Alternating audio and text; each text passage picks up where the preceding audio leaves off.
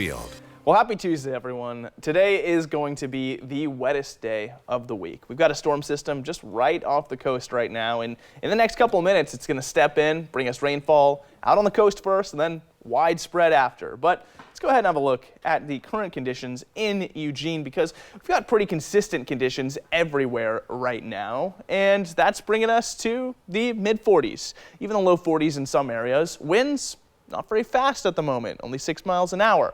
That's going to change pretty soon here with that wave of rainfall that comes through. It's also going to be tightening our pressure gradient and bringing us some gusty conditions all the way through about 3 o'clock. So get ready for some sideways wind or rain in addition to the normal rain. Now, what I've got behind me here is the satellite imagery with some radar on top of it, and this should paint the picture of what's going on for today pretty well. This big yellow zone right here is powered by low pressure. You can see that low pressure rotation right there. And what that's doing is pushing a front into the area. This whole yellow line right here is that front. And fronts, well, they're just big changes of air. And when you move that air around quickly, things happen if you got a lot of moisture in there, and that's why we've got rainfall for today. That's actually already getting picked up towards the most southern coast right now. You can see some of the green out there. So very soon it's going to move up just a little bit more north, and then we'll see it likely in areas like Coos Bay first. So I said with the rainfall, there's also going to be some high-speed winds, and that's certainly the case. I've got a model out for you here.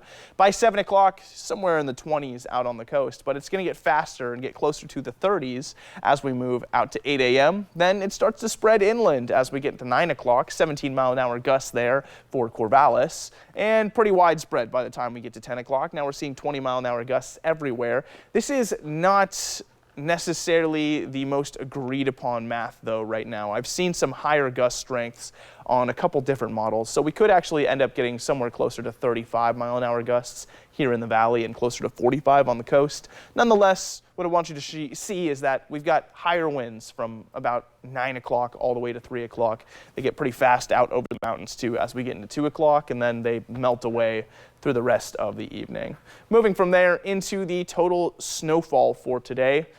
Pretty bad, not a whole lot of it, only about 2 inches over Santiam Pass. There is more rainfall, but it's also not very strong today, about 0.2 on average. Moving through the stormcast, all you really need to know is that in the next hour, we end up with rainfall on the coast, then it starts to spread out. By about 10 o'clock, we've got snowfall developing over the mountains. Then all of that sits around for another 2 or 3 hours, and the entire event is basically over around 2:30. Then we get showers the remainder of the day, all the way through into the evening and for tomorrow morning.